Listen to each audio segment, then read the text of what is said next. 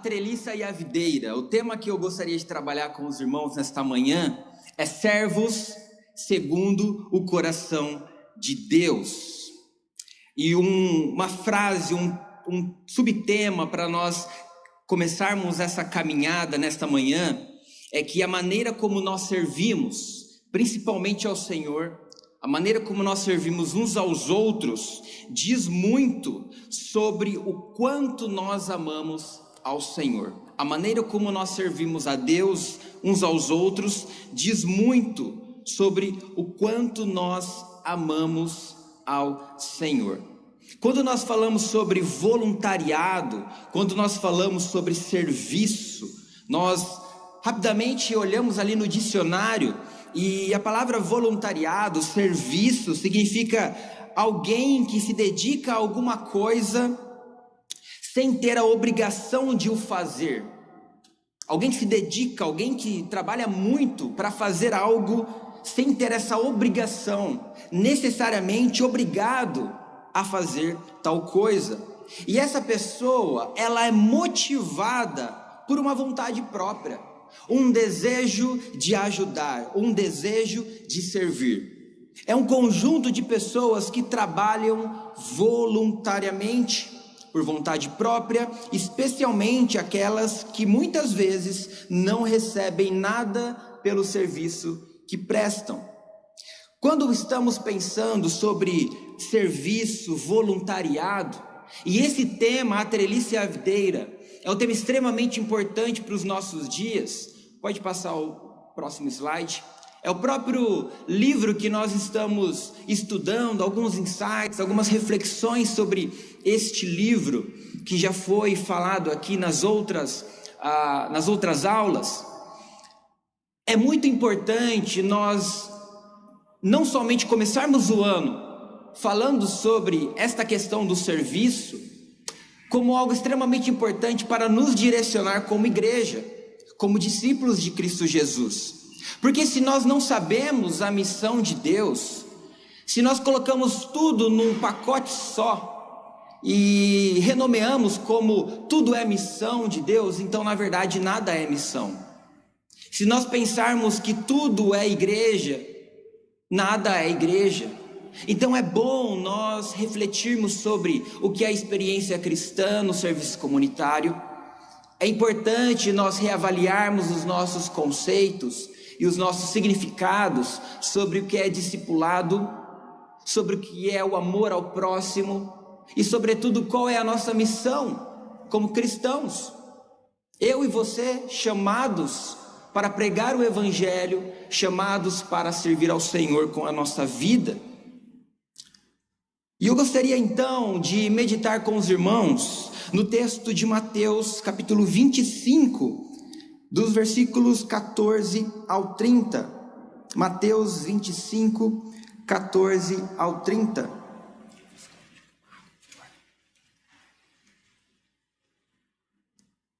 Este é o tema que nós iremos meditar, servos segundo o coração de Deus.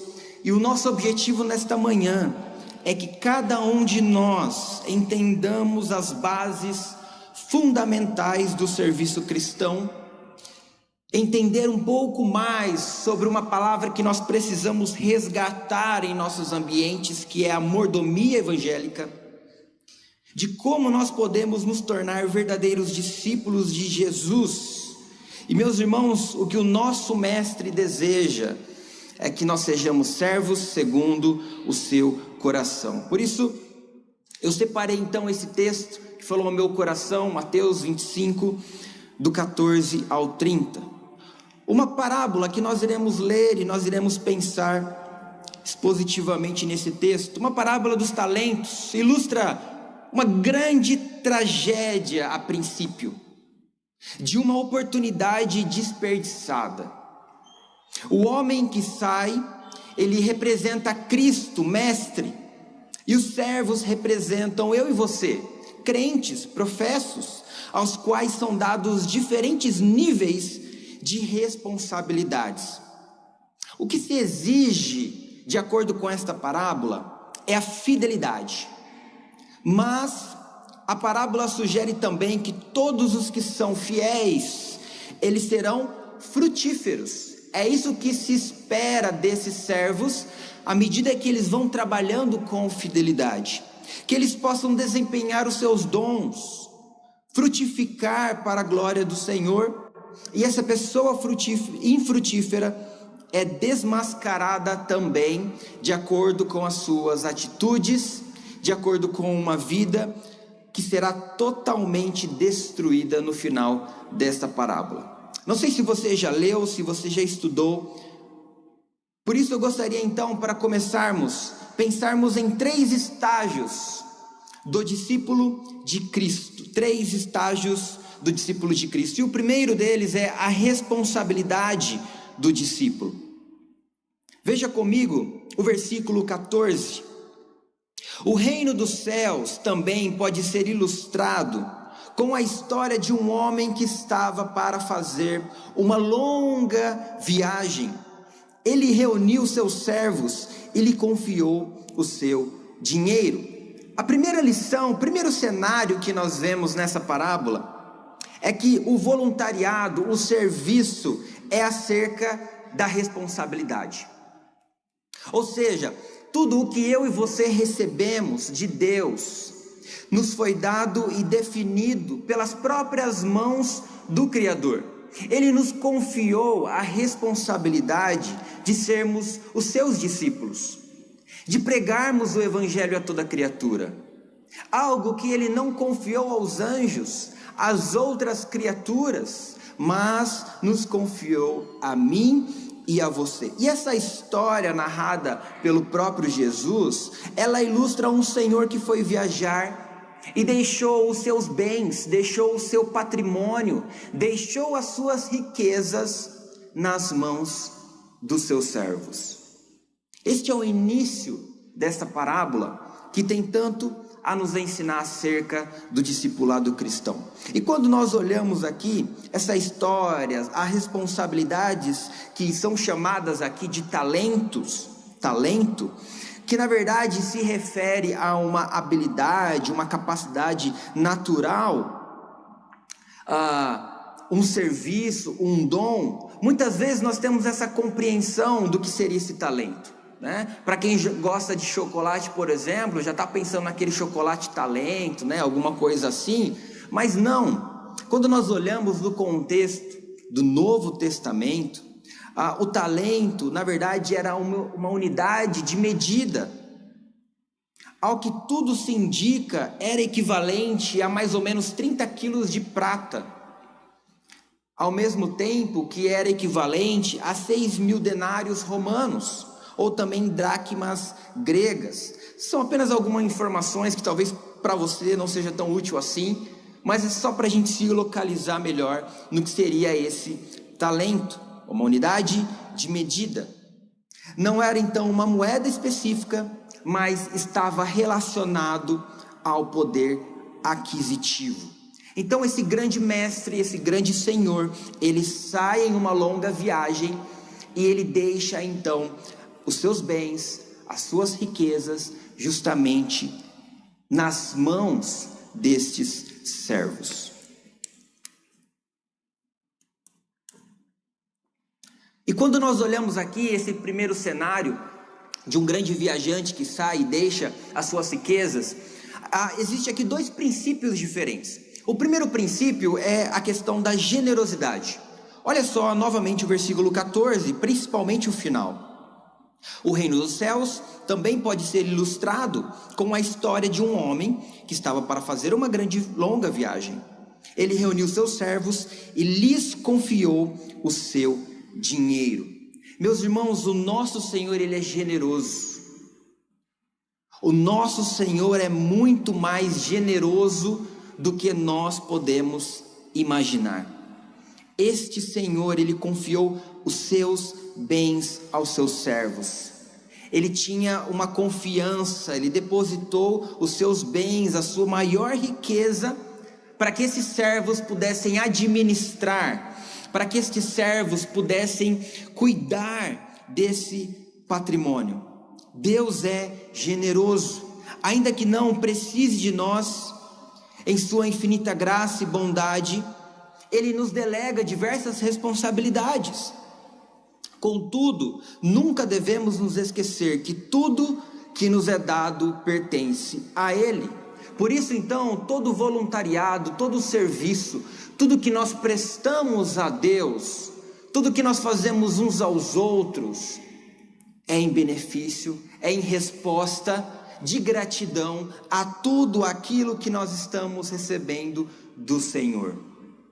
A paz, o fruto do Espírito, os nossos próprios bens materiais, a nossa saúde, a nossa disposição, o nosso intelecto, o nosso raciocínio para preencher uma lista, uma planilha de Excel, os nossos dons no serviço, no cuidado da nossa casa, tudo isso é dádiva bondosa do nosso Senhor.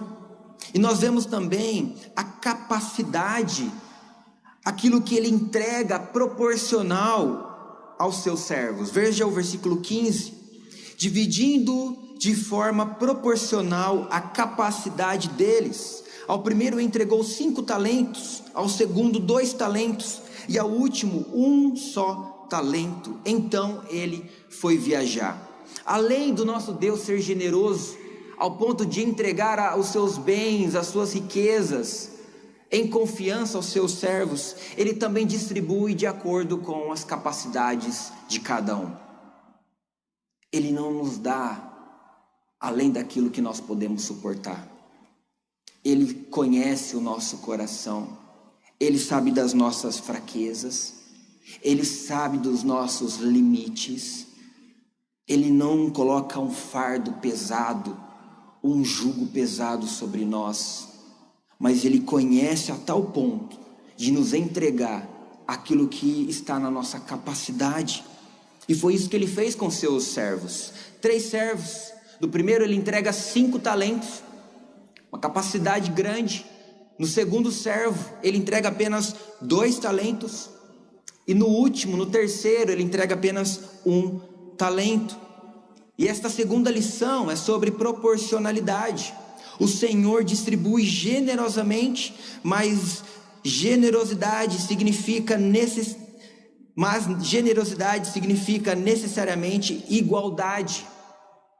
Ele foi generoso ao compartilhar, mas também responsável em reconhecer a capacidade individual de cada um. Às vezes em nossa vida nós nos deparamos com situações que parecem ir além das nossas forças, além dos nossos limites. Porém, nós devemos nos lembrar desta preciosa lição, de que aquilo que o Senhor confiou em nossas mãos, nós podemos realizar, não segundo a nossa própria força, não segundo o nosso próprio entendimento, mas segundo a dependência dEle. E essa primeira resposta, então, deve ser uma resposta de todo discípulo. Nós podemos ver isso nos versículos 16 a 18. A segunda lição sobre voluntariado, sobre o serviço, é essa resposta que nós damos.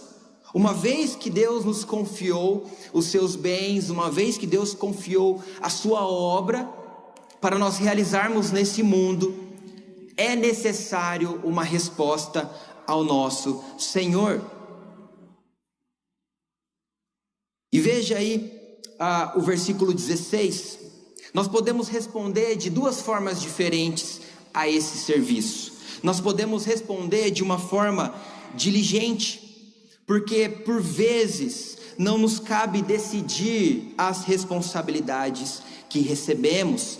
Entretanto, nos cabe decidir a forma como respondemos às tais responsabilidades. Muitas vezes a gente assume compromissos que aos nossos olhos parecem ser impossíveis de se realizar.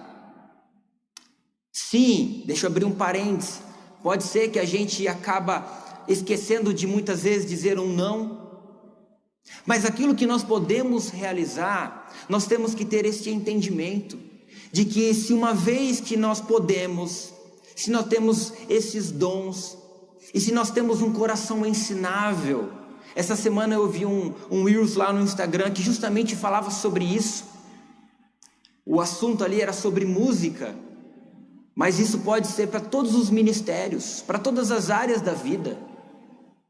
O Senhor, o nosso Deus, Ele deseja discípulos com corações ensináveis, mesmo que a gente não saiba fazer, mesmo que no começo a gente vá passar alguma vergonha, a gente vai cometer alguns erros, mas nós podemos aprender, porque a capacidade não nasce de nós, mas vem do Espírito Santo. E nós podemos responder de uma forma diligente. Veja o versículo 16. O servo que recebeu 5 talentos começou a investir. Veja, de imediato, ele não pensou 2 vezes. Assim que ele soube dessa responsabilidade que foi concedida a ele, de cuidar do patrimônio do seu senhor, ele imediatamente foi investir. Não sei aqui exatamente qual foi os meios de investimento, talvez na bolsa, analisou a variação do dólar, começou a colocar em diversas esferas, comércios, enfim. Mas fato é que ele tinha uma certa habilidade para administrar e foi isso que ele fez. Veja o versículo 17. O servo que recebeu 2 talentos também se pôs a trabalhar e ganhou outros 2. Porque é isso que o servo faz, é isso que o discípulo de Cristo faz, quando recebe do próprio Senhor uma capacidade para cuidar, para gerir, para tocar, para cantar, ensinar e tanto usar. É justamente isso que a gente faz. Recebemos os dons para serviço mútuo. E isso é tão interessante que nós também somos beneficiados por isso, pelo nosso irmão, por aquilo que ele faz, pelos seus dons. Observe, os 2 primeiros servos, eles saíram e foram investir o dinheiro do seu senhor. Eles não perderam tempo, não mataram o tempo, não ficaram mexendo no Instagram, deixando a hora passar, não inventaram desculpas, não pegaram um atestado, não ficaram assistindo série, simplesmente foram trabalhar. Regaçaram as mangas e foram ao trabalho. E essa ideia de trabalhar aqui tem um sentido de uma fé ativa, não uma fé passiva.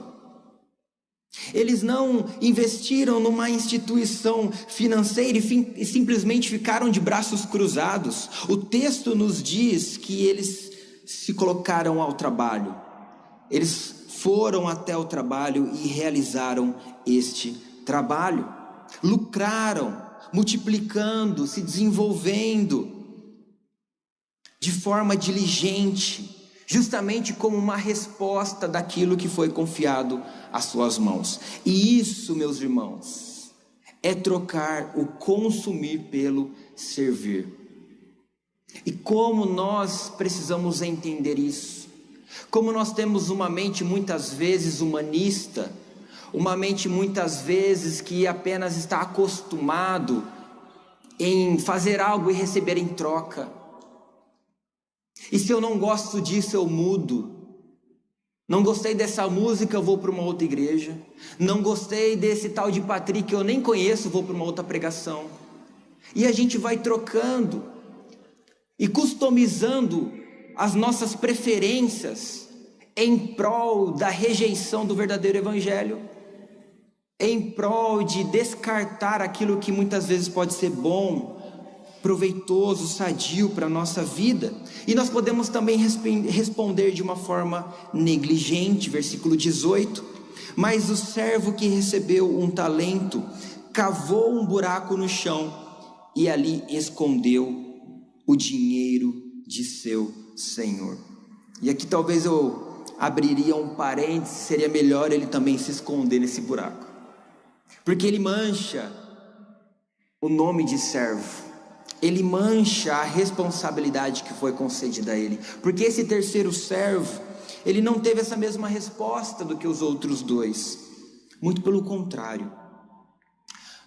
Dos 2 primeiros, ele simplesmente esqueceu o serviço, esqueceu a responsabilidade, cavou um buraco e guardou esse dinheiro. E naquela época existia sim uma intenção de preservar e cuidar do dinheiro desta forma. No entanto, a gente assiste alguns filmes de pirata e eles escondiam seus tesouros em um certo lugar. Mas aqui a intenção, a ideia, aquilo que Jesus está querendo ensinar para os seus discípulos é que nós não devemos esconder os nossos talentos, não devemos nos acovardar diante do trabalho, diante da mordomia cristã, porque um discípulo que foi chamado, que foi tirado das garras do pecado, das garras do Satanás e colocado no reino do seu Senhor, deve ser um discípulo que trabalha, deve ser um discípulo que não tem uma fé passiva, mas uma fé ativa. Deus, ele não busca pessoas que apenas guardem o que lhes é confiado. Ele está em busca de pessoas que desenvolvem o que lhes é confiado. Ele não está interessado apenas em fidelidade na administração, mas ele está preocupado em multiplicação na administração. Porque primeiramente Deus deseja sim que nós sejamos discípulos fiéis a Ele. Aquilo que Ele nos confiou, nós precisamos cuidar, preservar, zelar, mas também entender que a vida cristã é uma vida de multiplicação, é uma vida de fazer discípulos. Fomos chamados, comissionados, e a grande comissão, ela não foi uma sugestão. Se você quiser, nas suas horas vagas, no seu tempo livre, nos finais de semana, quando sua agenda estiver tranquila, na sua aposentadoria, enfim, mas em todo o tempo, enquanto você estiver indo para a padaria, no mercado, aproveite as oportunidades, fale de Jesus, demonstre Jesus, seja o perfume de Jesus, que as suas palavras sejam doces àqueles que ouvem, que possam trazer vida, que as pessoas possam entender o Evangelho através de nós. Negligenciar a responsabilidade que recebemos do Senhor é lidar com a nossa espiritualidade de maneira consumista e pecaminosa. Olha só o perigo disso. Dizer, Senhor, não, isso não é para mim, eu não sou capaz. Pode ser sim que a gente faça uma autoanálise e a gente encontre algumas áreas que a gente tem dificuldade.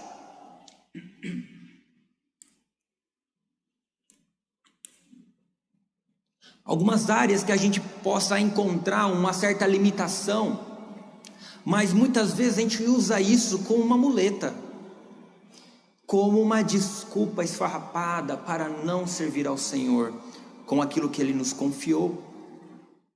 Por isso o grande desafio é nós entendermos aquilo que Deus deseja de nós, não escondermos o nosso talento, não esconder e fugir da responsabilidade, mas encararmos sabendo que a capacidade não vem de nós, mas é o Senhor que nos capacita. Se a gente pudesse voltar no tempo, alguns anos atrás, vocês iriam ver um jovem que tinha muita vontade, mas não sabia fazer, que para dar um aviso na igreja tinha que anotar, um aviso tão longo que era, no final do culto haverá cantina, mas era uma dificuldade falar em público, falar com pessoas, muito tímido, muita vergonha. Mas se nós temos um coração ensinável, Deus vai nos ajudando, Deus vai mostrando o caminho. E isso é possível quando nós temos um coração ensinável. E a resposta do discípulo, veja comigo então, versículo 19. Depois de muito tempo o Senhor voltou dessa grande viagem e os chamou para prestarem contas de como haviam usado o dinheiro. Esta é a terceira lição. A recompensa, toda a responsabilidade exige uma resposta. E toda resposta traz consigo uma recompensa. Porque veja, os 3 servos, eles receberam responsabilidades diferentes. A um foi concedido 5 talentos, a outro 2 talentos e a outro 1 talento, de acordo com a sua capacidade, de acordo com as suas habilidades, de acordo com os seus dons.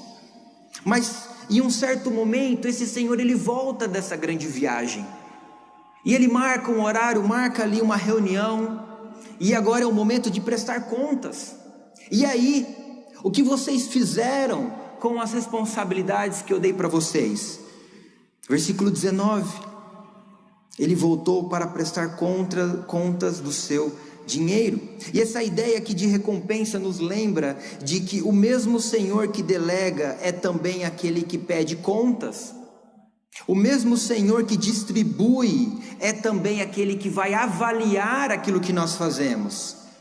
O mesmo Senhor que também é generoso para conosco, ele também é muito rigoroso. Mas veja, vamos entender melhor essa característica. 2 recompensas diferentes. A primeira é a fidelidade. Essa é a primeira recompensa, versículo 20. O servo ao qual ele havia confiado 5 talentos, se apresentou com mais 5, e veja o que ele disse: o Senhor me deu 5 talentos para investir, e eu ganhei mais 5. Versículo 21, o Senhor disse: muito bem, meu servo bom e fiel.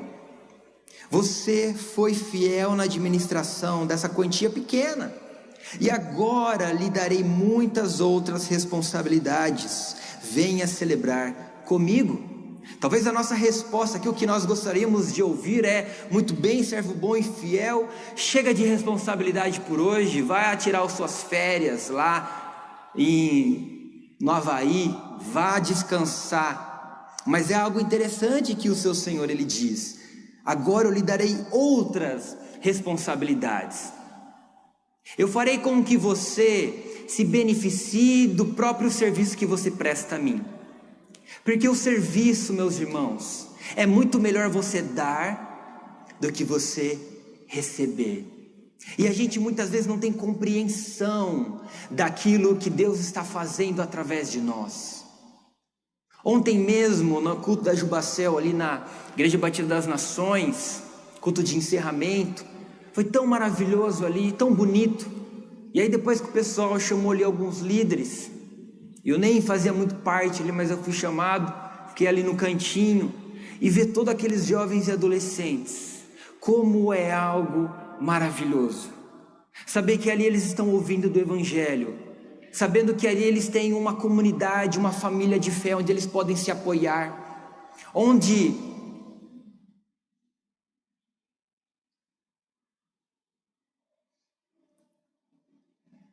eles não precisam se suicidar, onde eles não precisam gastar as suas vidas nas drogas, nas bebidas, mas onde eles podem encontrar sua salvação no Senhor, onde eles podem encontrar amigos fiéis, ombros onde eles podem chorar, desabafar, contar com as suas amizades. E a gente olha e fala: puxa vida, dá para fazer um pouco mais, dá para a gente fazer um pouquinho mais, sim. Como a gente fica muito acomodado, como a gente guarda os nossos talentos no bolso, como a gente não responde de uma forma adequada aos desafios que os pastores muitas vezes nos colocam, aos desafios que a igreja tem que enfrentar, e muitas vezes a gente dá um passo atrás, recuado, intimidado pela pressão do mundo. E como é difícil ser cristão nesse mundo, como é difícil ser cristão no nosso trabalho, na nossa família. É por isso que nós precisamos uns dos outros, do encorajamento dos uns dos outros. E é isso que o seu Senhor, ele fala então ao seu servo: muito bem, você foi fiel, meu bom servo. E ele diz isso também para o seu segundo servo, aquele que ele confiou apenas 2 talentos. Versículo 23, você foi fiel na administração dessa quantia pequena, e agora lhe darei muitas outras responsabilidades. Venha celebrar comigo. Por isso, a recompensa está baseada na fidelidade e não nos resultados. Muitas vezes nós não veremos o fruto do nosso penoso trabalho. Nós não temos a compreensão daquilo que Deus está fazendo através de nós. A gente vai descobrir depois, e talvez nem nesta vida, mas isso não importa. Nós não devemos ficar preocupados com os resultados, mas em sim ser fiéis ao Senhor com aquilo que Ele nos confiou. Ser fiel nas nossas responsabilidades que recebemos de Deus, o que Deus tem colocado nas suas mãos, que só você precisa executar, não outra pessoa. Como você tem respondido a estas responsabilidades?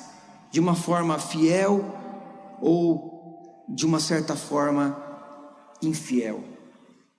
Não tenha medo de falhar, tenha medo de não tentar. Nós iremos errar, nós iremos falhar, teremos muitas vezes conflitos com os nossos irmãos, mas isso faz parte, isso está no pacote. A grande lição é como nós iremos lidar com isso, porque até mesmo essas dificuldades são instrumentos de Deus para nos moldar. O pecado do irmão é para nos moldar. Como nós iremos agir com generosidade, com longanimidade àqueles que muitas vezes nos causam mal, que precisam muitas vezes da nossa paciência. A recompensa está baseada na fidelidade e não nos resultados. Não tenha medo de falhar, tenha medo de não tentar. Versículo 26 e 27, veja comigo. O Senhor, porém, então respondeu: servo mau e preguiçoso, se você sabia que eu colho onde não plantei e ajunto onde não semeei, por que não depositou o meu dinheiro? Pelo menos eu teria recebido os juros. É isso que aconteceu com aquele que enterrou as riquezas do seu mestre. Desperdiçou, negligenciou, e essa infidelidade ela é caracterizada por uma má compreensão do verdadeiro caráter do seu Senhor. Porque quando nós temos essa compreensão de Deus, muitas vezes iremos agir dessa mesma forma, negligenciando, sendo infiel àquilo que o Senhor nos deu. Deus sim irá cobrar aquilo que nós estamos fazendo, mas Ele é um Senhor generoso, é um Senhor que nos dá de acordo com as nossas capacidades. E esse terceiro servo, ele não tinha essa compreensão, ele não conhecia de verdade o seu Senhor, ele achava que conhecia. E muitas vezes os crentes assim que se comportam dessa maneira. Estão há tantos anos na igreja, mas ainda não conhecem verdadeiramente o seu Senhor, não sabem aquilo que eles precisam fazer. Muitas vezes estão ainda no leitinho espiritual, não têm um corpo preparado para receber um alimento sólido, não conseguem receber muitas vezes uma crítica, uma correção, uma repreensão. Frequentemente nós seremos podados, frequentemente haverá um irmão, pela graça e pela misericórdia de Deus, que falará algumas verdades que a gente não gostaria de ouvir. Tudo bem que em algumas formas estas verdades elas podem soar de uma maneira inadequada, mas ainda assim são verdades. Ouça a repreensão. No começo ela vai trazer um sentimento de angústia, de algo ruim, difícil da gente engolir, mas depois vai produzir um fruto pacífico, um fruto bom para a honra e glória do Senhor.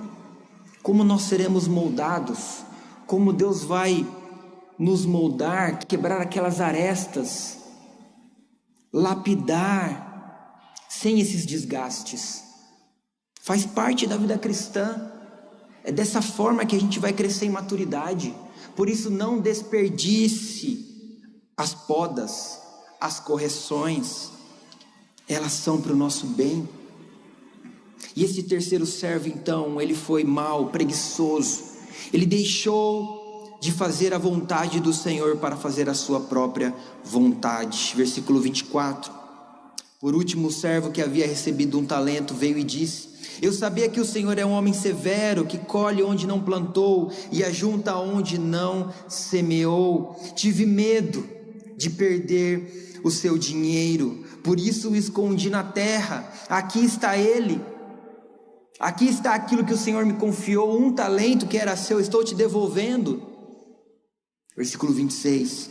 O Senhor, porém, respondeu: servo mau, preguiçoso, se você sabia que eu colho onde não plantei e ajunto onde não semeei. E aqui o Senhor, Ele não está trazendo isso como uma verdade, apenas repetindo as próprias palavras desse servo mau e fazendo com que as suas próprias palavras servissem como sentença para suas atitudes erradas. Se você sabia que eu colho onde não plantei e ajunto onde não semeei, por que não depositou meu dinheiro? Pelo menos eu teria recebido juros. O princípio, então, acerca da fidelidade, que uma vez que foram fiéis no pouco, receberiam outras responsabilidades, é o mesmo também para a infidelidade. Porque veja, aquele que é infiel no pouco, ele perderá até o pouco que tem. Não se engane achando que poderá fugir desta regra. Olha, nós não seremos bons adultos se não formos bons jovens. Nós não seremos bons jovens se nós não formos boas crianças, embora as crianças não estão aqui. O que isso significa? Não espere alcançar a maturidade quando se tornar mais velho. Seja maduro na sua idade. Busque entender a vontade do Senhor agora, busque servir o Senhor agora. Não espere se aposentar para ter mais tempo para servir ao Senhor. Não espere terminar a faculdade para servir mais ao Senhor. Não espere mais para servir ao Senhor. Sirva agora. Responda ao chamado do Senhor que Ele tem para você neste momento.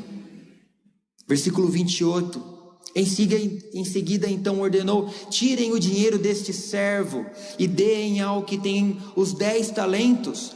Pois ao que tem mais lhe será dado, e terá em grande quantia. Mais do que nada tem, mesmo que não tem, lhe será tomado. Agora lancem este servo inútil para fora, na escuridão, onde haverá choro e ranger de dentes. O desafio do discipulado é para agora. E aquilo que nós estamos fazendo diz muito sobre o quanto nós amamos ao Senhor. Este terceiro servo, ele encerrou a sua vida longe da presença do Senhor. E o finalzinho de Mateus é justamente sobre os últimos dias. Jesus está falando aos seus discípulos o que acontecerá nos últimos dias. E é isso que espera para mim e para você. Prestação de contas. Não alcançar a salvação pelos nossos próprios méritos. Não é acerca da salvação, mas é acerca daquilo que nós estamos fazendo para o Senhor. As nossas boas obras para glorificar ao Senhor. Pois ao que não tem, mais lhe será dado, e terá em grande quantia. Aqueles que recebem a graça divina herdam bênçãos imensuráveis além desta vida, mas do que nada tem, mesmo que não tem, lhe será tomado. Meus irmãos, servir ao Senhor é um grande privilégio, é uma dádiva do Senhor. E olha só o que diz Apocalipse 21, 27. Nenhum mal terá permissão de entrar, nem pessoa alguma que pratique o que é vergonhoso ou enganoso, mas somente aqueles cujos nomes estão escritos no livro da vida do Cordeiro. Se você é salvo, se você já se rendeu aos pés de Cristo Jesus, você foi chamado para trocar o consumir pelo servir. Não esquentar o banco da igreja, mas procurar servir ao Senhor com aquilo que Ele tem colocado em suas mãos. Mesmo que seja algo tão pouco aos seus olhos, para o Senhor vale muito. Eu lembro de uma senhorinha lá da Primeira de Sumaré, que na época de missões fazia bolachinhas de polvilho, e ela vendia isso com tanta alegria. E meus irmãos, com um cafezinho delicioso, muito melhor do que a gente compra aí no mercado, caseiro, coisa boa. Era o que ela podia oferecer. É a mesma coisa a viúva pobre, que tinha tudo que tem, tudo que tinha, e entregou aos pés do Senhor. É isso que Ele espera de nós. Um coração generoso que entrega tudo que nós temos.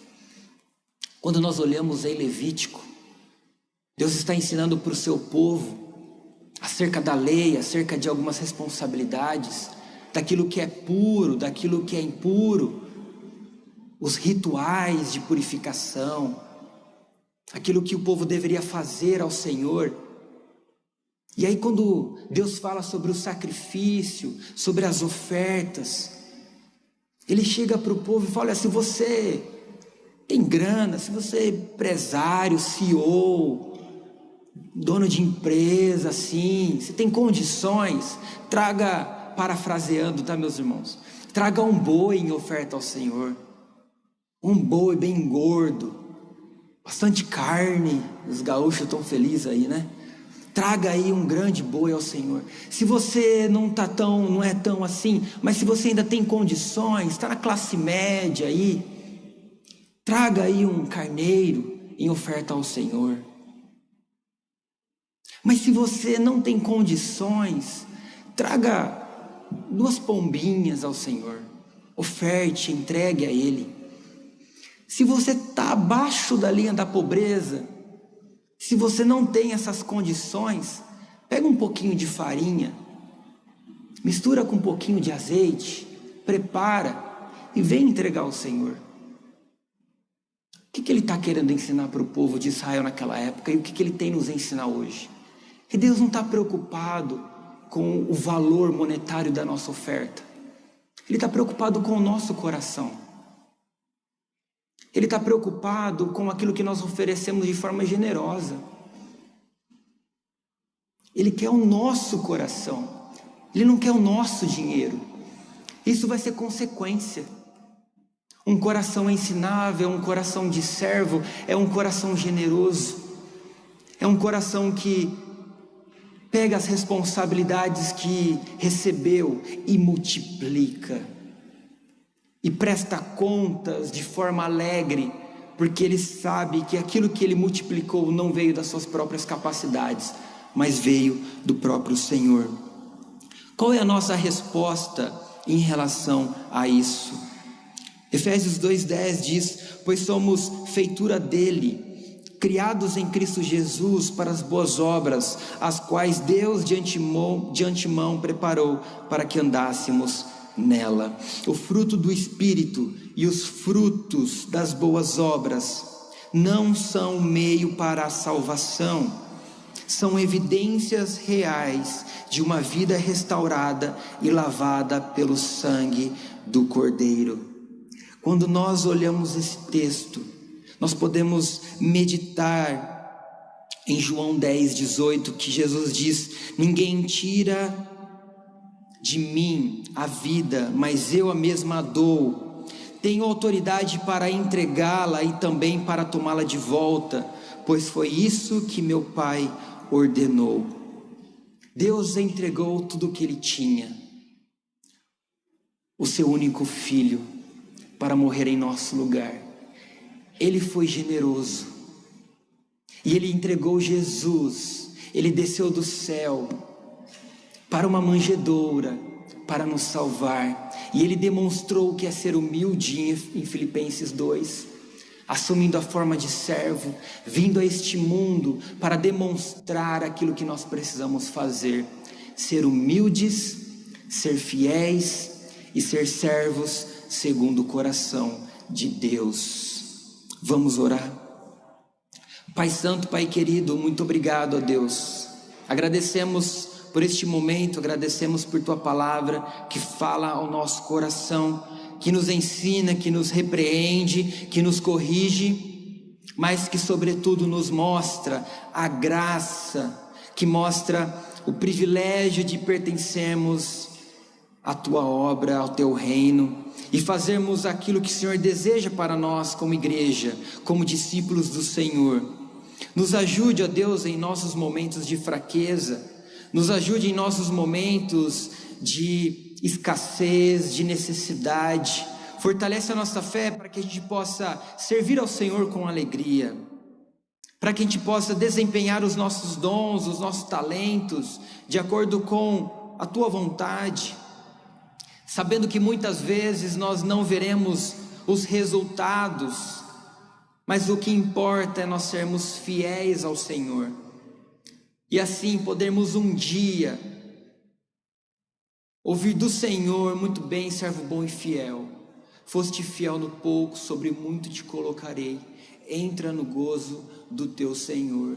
E assim nós iremos guardar a fé e viveremos eternamente com o Senhor.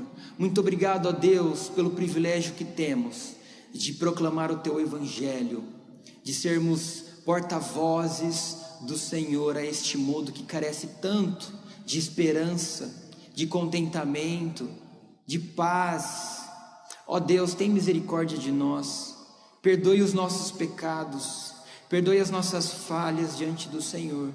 Nós queremos ser homens e mulheres melhores, com um coração ensinável, com um coração de servo, temente ao Senhor, que a gente venha buscar a sabedoria que vem do alto, para que os nossos olhos possam ficar fixos no Senhor Jesus, autor e consumador da nossa fé, e que assim o Senhor venha se alegrar das nossas vidas, hoje e sempre, para a honra e glória do Senhor, em nome de Jesus, amém. Na igreja.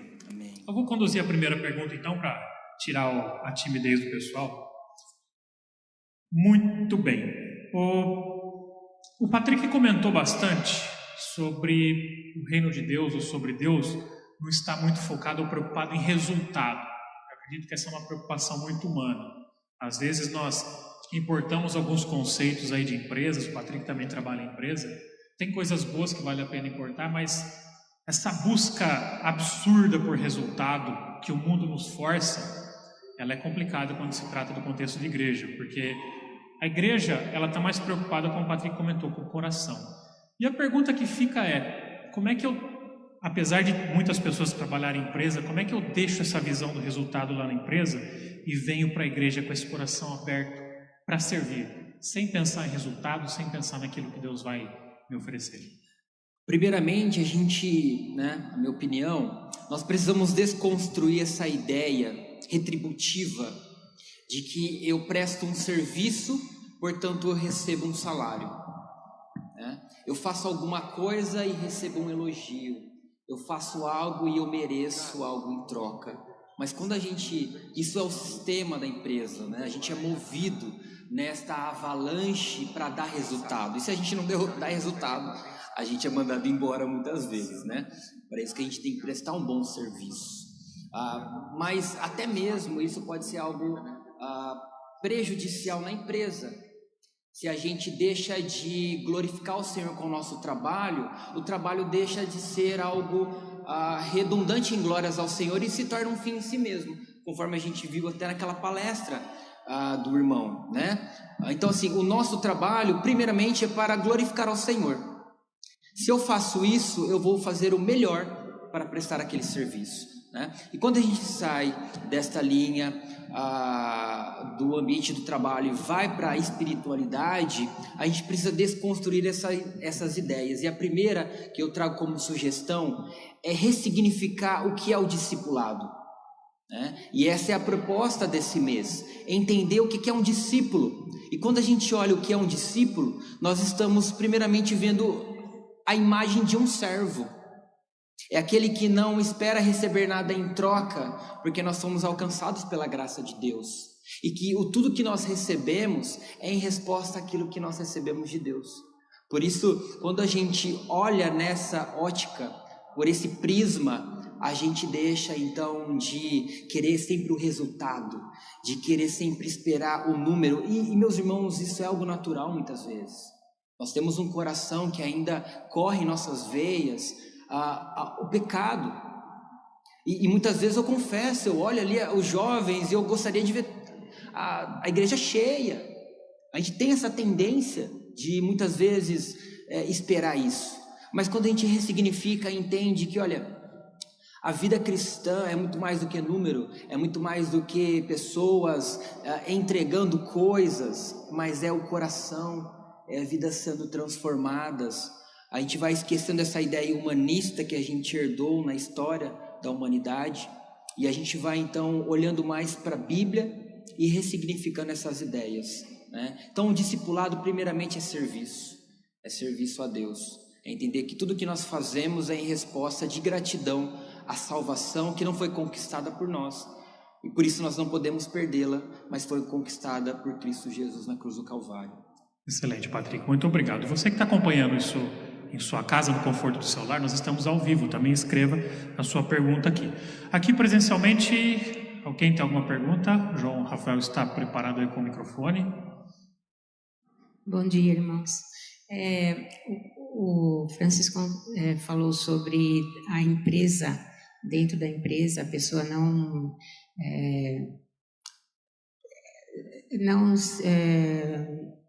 como mudar, né, isso daí, como não levar a sério, né, o que acontece na empresa e na igreja, né.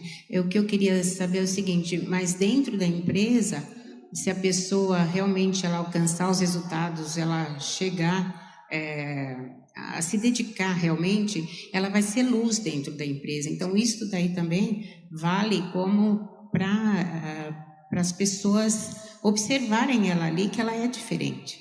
Então eu queria que o pastor falasse a respeito desse fato, né, da pessoa, mesmo dentro da empresa, focando nos resultados e se esforçando, às vezes até mais, mas ela ser luz dentro.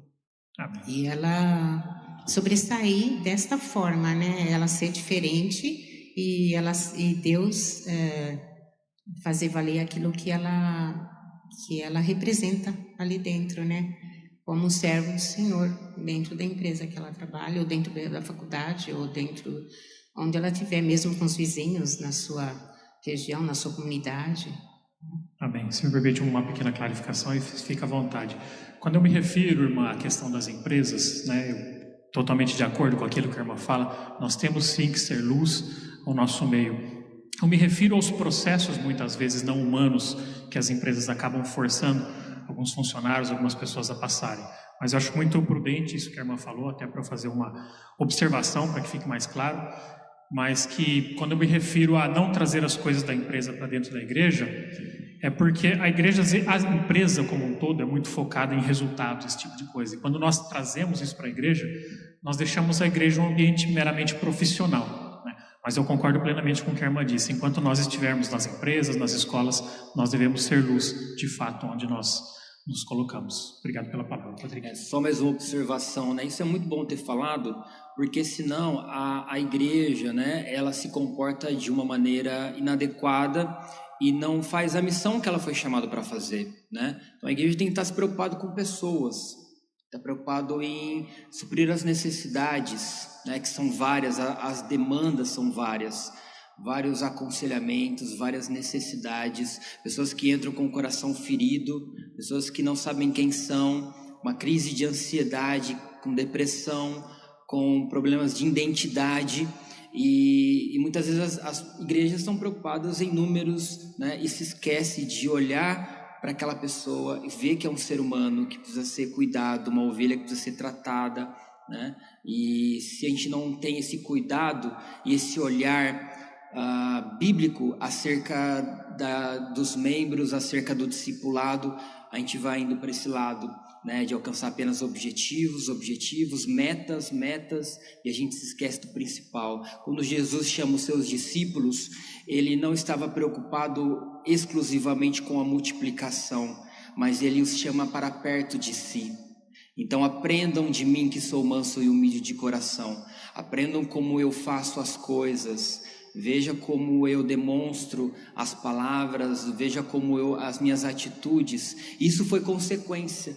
Eles foram chamados de pequenos cristos e eles multiplicaram com o avanço do evangelho. E esse é o nosso objetivo como cristãos, frutificar, né? Olhar para trás e ver que tem várias pessoas que ouviram do evangelho através de nós, que olharam atitudes que demonstramos acerca do amor cristão, do cuidado, de ouvir o nosso irmão, de orar uns pelos outros. É isso que nós precisamos resgatar, né? Essa mordomia cristã. Muito bom, ótimo ponto. Mais alguém aqui na igreja gostaria de fazer alguma pergunta para o Patrick? Bom dia, irmãos. Acabou contribuindo aí o final do que o Patrick falou, no seguinte, da gente no dia a dia, dos talentos, né, de como a gente pode fazer multiplicar esses talentos.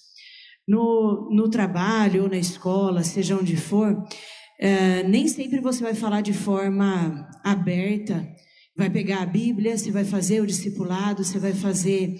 Então eu falo assim, se de repente, se com o nosso testemunho, eu sei que a gente fazendo melhor, nós estamos testemunhando, mas aí o quanto realmente a gente está testemunhando isso, para falar que glorificando a Deus, isso faça um vínculo direto, que seja assim, olha, isso é o que eu faço, é para a glória de Deus, isso é o que eu, né, e não de repente uma boa ação, ficar focada somente naquela questão da boa ação. E então como que a gente pode avaliar de fato que a gente, no dia a dia, sem a gente falar diretamente da Bíblia, sem a gente ter essa oportunidade de uma oração, de um aconselhamento, até ouvir uma pessoa, como que a gente consegue avaliar que no nosso dia a dia, simplesmente a gente sendo um servo bom, fazendo o seu melhor, fazendo lá no seu trabalho, onde for, que realmente a gente ainda assim está multiplicando e que o Senhor está se agradando disso que a gente está fazendo.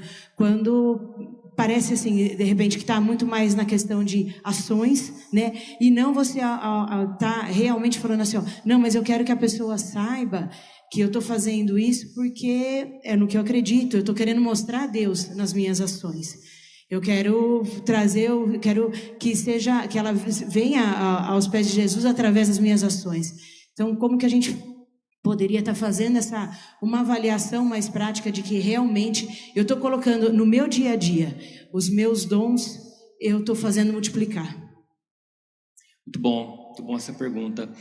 O grande desafio é a gente lidar com aquilo que é ordinário, aquilo que é repetitivo, aquilo que é a nossa agenda semanal e fazer aquilo que a gente faz para o Senhor. Quando a gente olha a comissão, o chamado, muitas vezes as pessoas acham que servir ao Senhor é apenas pastor, missionário, né, apenas esse grupo, mas não, todos nós somos chamados a servir ao Senhor. E isso envolve dar um bom testemunho, envolve fazer com que tudo que nós fazemos para o Senhor de forma correta, de forma autêntica, de forma honesta, e isso vai redundar em resultados, as pessoas vão perceber, seja na maneira como a gente dá um bom dia, seja na maneira como a gente para ouvir a pessoa, para olhar nos olhos da pessoa, para dar atenção. Eu confesso uma dificuldade, às vezes eu olho um áudio, eu boto no 1.5, 1.2 ali, e se tivesse mais eu acelerava um pouco mais, porque a gente tem essa dificuldade de parar, ouvir, prestar atenção. E quando a gente faz isso muitas vezes no nosso trabalho, as pessoas já notam algo diferente.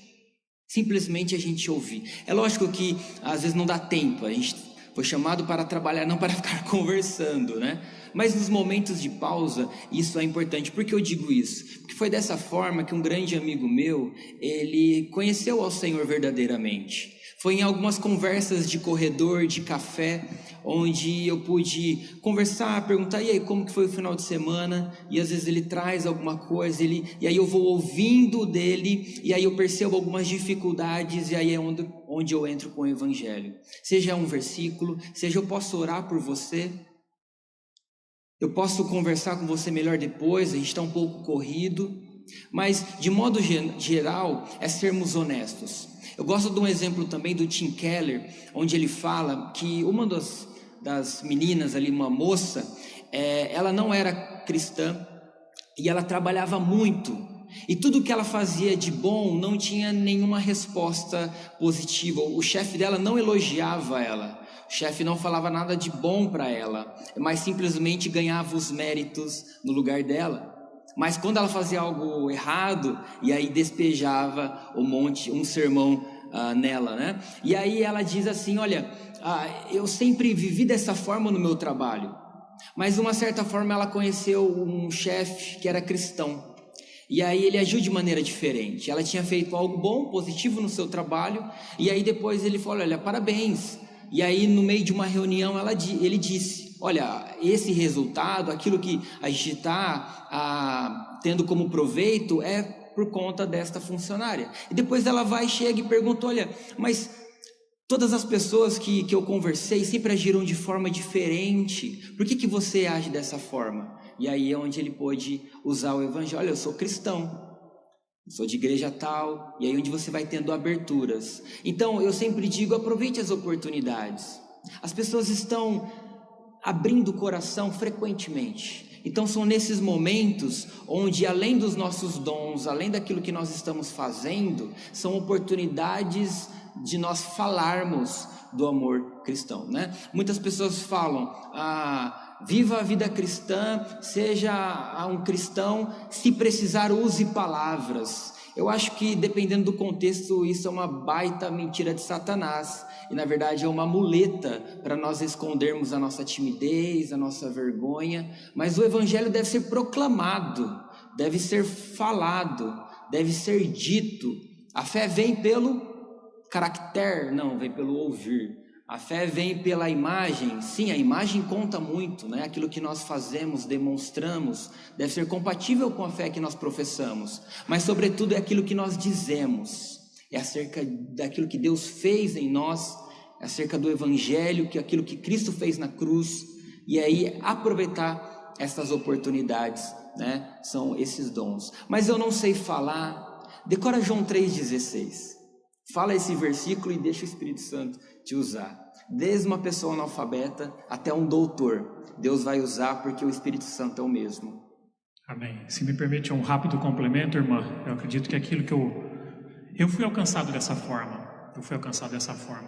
Há muitos anos atrás, eu tinha por volta de 17, 18 anos, alguém na empresa onde eu trabalhava, a gente sabe que empresas são ambientes hostis, o evangelho muitas vezes, mas a amizade que você pega com as pessoas na hora do almoço, essa pessoa falava da Bíblia para mim, e eu, preso numa seita manipuladora, fui interessado, comecei a conversar, estava sendo discipulado, né? E aí sim que eu fui tomar conhecimento de que essa pessoa era um pastor batista. Hoje não é mais um pastor, mas foi quem me trouxe ao conhecimento do evangelho, essas sutilezas que a gente tem que pescar nas empresas, como o Patrick comentou. Eu quero primeiramente eu quero agradecer o Patrick, né, uma mensagem, uma porção da palavra de Deus, bem clara, de muito fácil entendimento. Então agradeço a Deus por usar a sua vida dessa maneira. Eu quero fazer uma colocação, não é bem uma pergunta, é uma colocação. Aí o irmão vê se concorda, se é isso mesmo, ou se eu estou errada no meu pensamento. Primeiro, a questão dos talentos, né? Como foi muito bem colocado, explicado. Cada um de nós temos os nossos.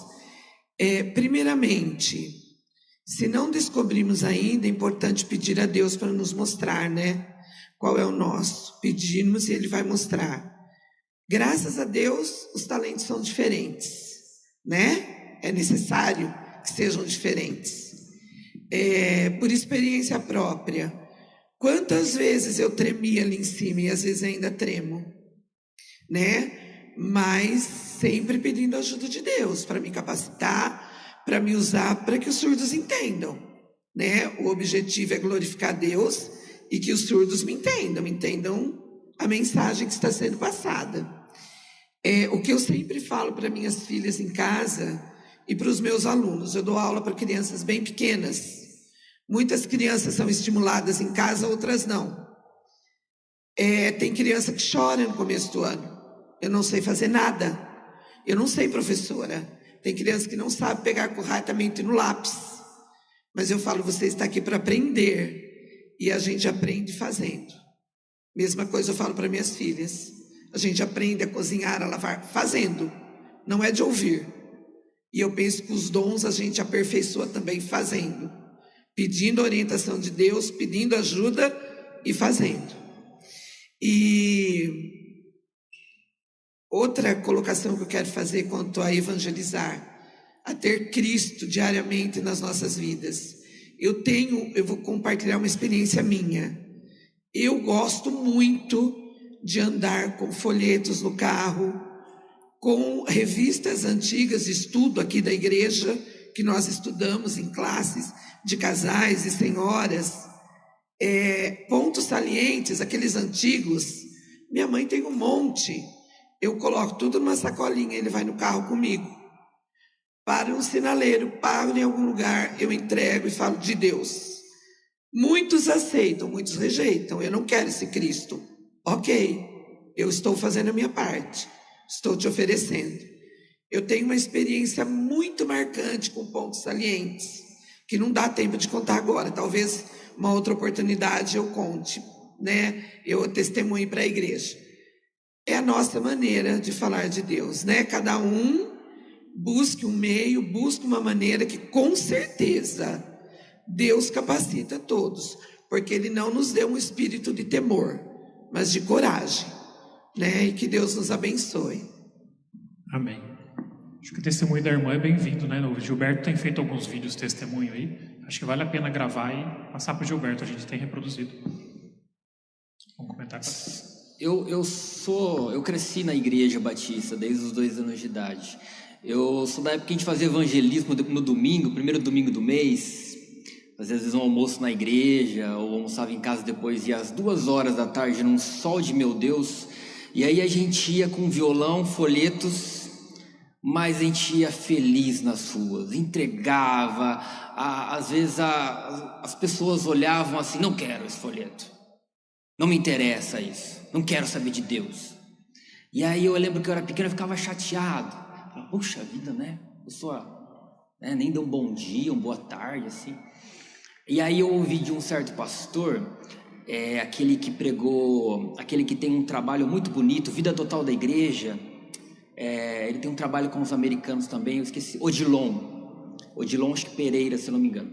E aí ele disse, olha Patrick, você deu a primeira machadada em um solo que está bem endurecido, um coração bem petrificado. Você deu aquela primeira machadinha. Depois vai vir uma outra pessoa e aí vai falar novamente.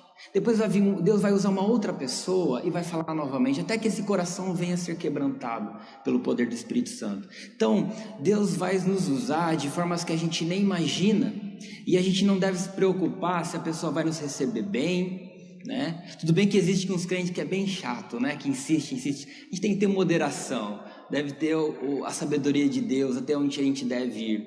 Mas a gente tem que entender que é o Espírito Santo que faz a obra. Nós somos apenas instrumentos. Deus vai usar as palavras que saírem da nossa boca para tocar aquele coração, porque o poder não vem de nós. Capacidade para mudar o coração não vem de nós. Isso é um desafio, porque a gente muitas vezes está preocupado com, né, a oratória, com as ilustrações, com tantas coisas, mas é Deus que faz a obra, é Deus que vai transformar o coração. Somos apenas instrumentos que devemos estar bem afinados, né, nas mãos de Deus. É isso. Amém. Acredito que o nosso tempo já está chegando ao final. Pastor Rubi, vem aqui à frente. Enquanto o Patrick falava sobre essa questão da machadada, se você não viu ainda, procure no YouTube uns vídeos onde as pessoas abrem rochas gigantes, assim, você fala, não é possível abrir essa rocha com uma marreta. Eles vão colocando as talhadeiras assim, bem alinhado, batendo, até que chega uma hora, pum, aquela rocha parte direitinho naquelas rachaduras. Então procure, que eu acho que ilustra bem isso que o Patrick falou. Pastor Rubem. O Patrick, enquanto você falava, também o Francisco, eu lembro de um testemunho de um funileiro. O funileiro, ele colocou na oficina dele o antes e o depois de um carro. Então chegou um carro assim todo arrebentado, ele tirou uma foto, depois ele arrumou o carro e colocou a outro o antes e o depois, né? Aí ele disse, estava escrito assim: o que eu faço com o seu carro, Jesus faz com a sua vida. Então, todo mundo que chegava via aquele quadro enorme, né?